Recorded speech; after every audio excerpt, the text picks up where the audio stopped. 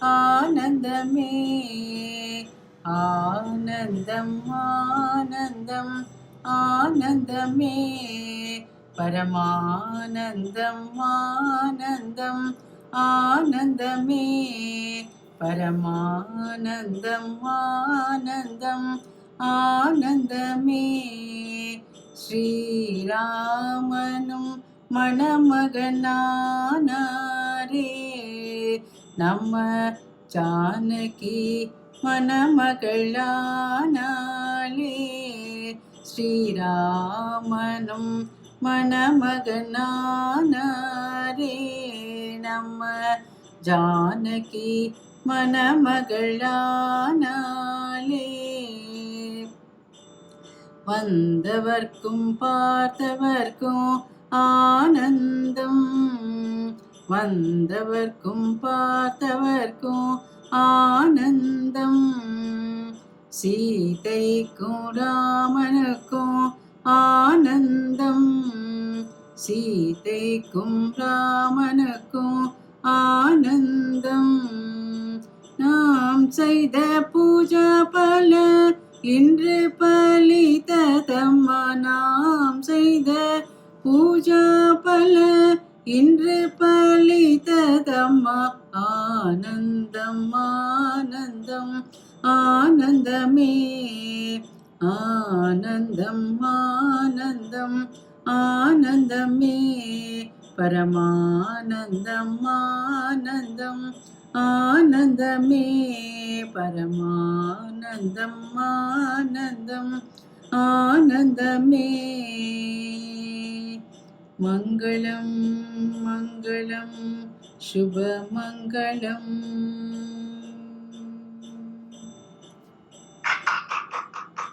Namaskaram and Jai Hind, folks. Welcome to E113 2023. Yes, episode number 113. And 2023 onwards, no more mere Happy New Year's. Time for blissfully ecstatic moments now and forever. Not tied to any particular year as such, and way beyond happy, which can have its opposite of unhappy, unlike bliss and ecstasy, which are beyond all opposites. Ānandam, ānandam, ānandamé, bhairavi rāgam, tāḻam. Let's right away get into the advaitik insights. Bliss, ānandam, bliss, ānandam, and bliss alone, ānandamé, is the very nature of our interiority, the summum bonum being the ability to radiate that inherent bliss all around, unexceptionally and all inclusively, with no prejudice whatsoever. The second line goes, parama-āṇandam, ānandam, ānandamé, supremely absolute bliss.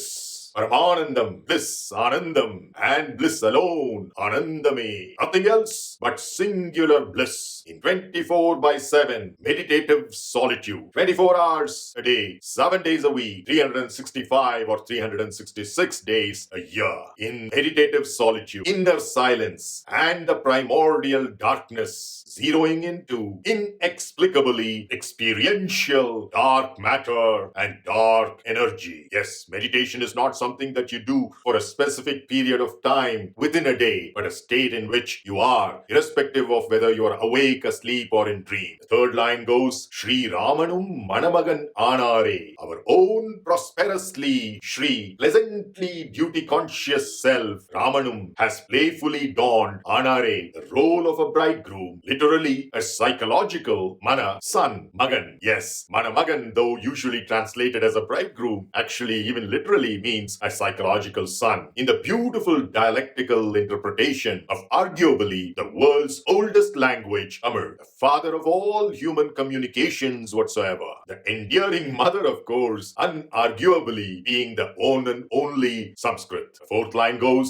Namma Janaki Manamagal-āṇāle, our own Namma, creative, emotional mind, being the feminine progenitor, Janaki, of its own universe. In fact, creating it every every moment as an entertaining recreation. Yes, recreation is recreation, creating again and again. Just like Play-Doh or Lego blocks in the hands of creative kids. Has playfully donned Anale, the role of a bride, literally a psychological daughter, Mana Magal. Indeed, the child is the parent of humanity, beyond all genders, nay, all of life itself. Line number 5. Vandavarkum Parthavarkum Ānandam. For those who have arrived on the spiritual path as seekers, Vandavarkum, and for those who have awakened into the mystical clarity of perceiving reality as it is, Parthavarkum, it is indeed blissful ecstasy and ecstatic bliss, ānandam alone. Sītaikkum Ramanukkum ānandam, goes the next line. Both for our cool emotional mind, Sītaikkum, as well as our pleasant duty-conscious self, Ramanukkum, it is bliss and nothing else but bliss, ānandam alone, as they have dissolved into a single indivisible entity, we the individual. And I know I'm making a grammatical mistake over here, but that is the spiritual truth. Grammar and spiritual aspects are at conflict many a times. That we the individual is nothing but Sitaram, our mindless self, for the mind no longer exists, having dissolved into the self. Nam Seida Puja Palan Indru Palitadamma. The PMIs, that is Nam, lifetime of sadhana in conducting Seida, renewing puja and refreshing itself as a stable platform for ourselves, has been fruitful, already bearing its fruits, Palan, ripening Palitadamma, right here and right now. Indra, not in some non-existent, far-away future point in time or in outer space as a distantly imagined Vaikuntha, but the literally deep space, within quotes deep space, within us, this very moment, the real Vedic Vaikuntha, not the Pauranic Vaikuntha literally taken. Significant to realize soon as Vaikuntha Ekadashi approaches. It's on January 2nd, 2023, right after the Gregorian New Year. We will now get into some costume tidbits for a change on this channel. In the upcoming description, I will refer to what is truly speaking in Sanskrit, Shatika, the traditional wear of a woman in India, Bharat, as sari or sadi as it is known in English and Hindi respectively, or most other Indian languages as well. Unfortunate deterioration, but truly speaking, it should actually be called Shatika. Regarding VasanthiMā's costume in the previous episode and repeated in this episode too, thanks to many of you for your compliments and comments on the motifs therein. There is an interesting little story as to how this unique designer wear appeared on these two episodes, the previous and this one in particular, and thought it worthy enough to share it with you all as it's a cute little example of how Mother Nature gets things in place through her various kids, the sun and the moon, right above Surya Vamshi Ramachandra here, represent our Pingala and Ida Nadis at the right and left eyes respectively, just before they crisscross over at the third eye of the subtle body, conformally mapping of course onto the pituitary and pineal glands in the physical body. These Pingala and Ida Nadis are the real bridegroom and bride in the synergetic wedding happening right within every individual all the time, that unfortunately most of us are oblivious to, hence losing out on the opportunity to transfer the Kundalini energy flowing into the centrally balanced and spiritual Shushumna right at the center of the spinal cord, once again in the subtle body, not the physical, but mapped on to the Annamaya Kosha as well. The artwork is not on a stole or shawl as some of you commentators imagine, but on the pallu or mundani of the sari that I gifted VasanthiMā for last Deepavali and was specifically handpicked by my dear sister. Since Papaji's demise, VasanthiMā doesn't explore saris with interest. Whenever my sister shows her any new designs appearing on online stores, she says, "It's enough, Anna and you have already got me too many." But when my sister showed her this particular collection, she reacted quite differently. She said, "It's too expensive." My sister then explained to her that it's a fusion between two art forms, shibori, hand-dyed, and pen kalamkari, which are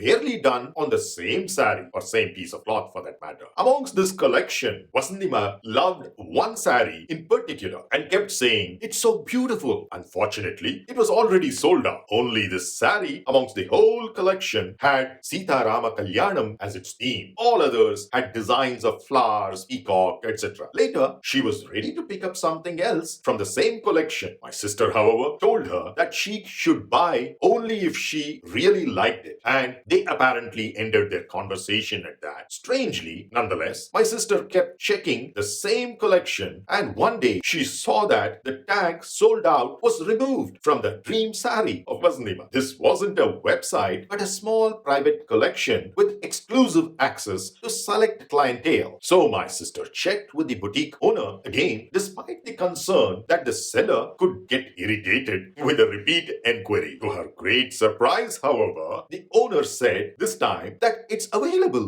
as the person who had originally booked it earlier had suddenly gone incommunicado. My sister was so pleasantly surprised and placed the order immediately while she was yet to receive the saree. And VasanthiMā had no clue about the reversal of fortunes. My sister so graciously and kindly inquired with me, "Shall I give it to VasanthiMā on your behalf in lieu of your earlier cash gift? But if and only if you like it, instead of the 2 sarees which you were planning to choose from my other shortlist." My sister also warned me that Mom isn't aware that I got it and there might be flaws in the sarees, as pen kalamkari is hand-drawn with natural dyes. Initially confused by the flood of information coming up my way so suddenly, I retorted, நீ போற ஸ்பீட்ல போயினா ராமனி நான் வந்து சேர்ந்துக்கிறேன். "My brain is indeed extremely slow at comprehending worldly matters, and my sister is happy with that I'm bad at least one thing." And when things finally settled into this slowly absorbing brain of mine, Needless to say,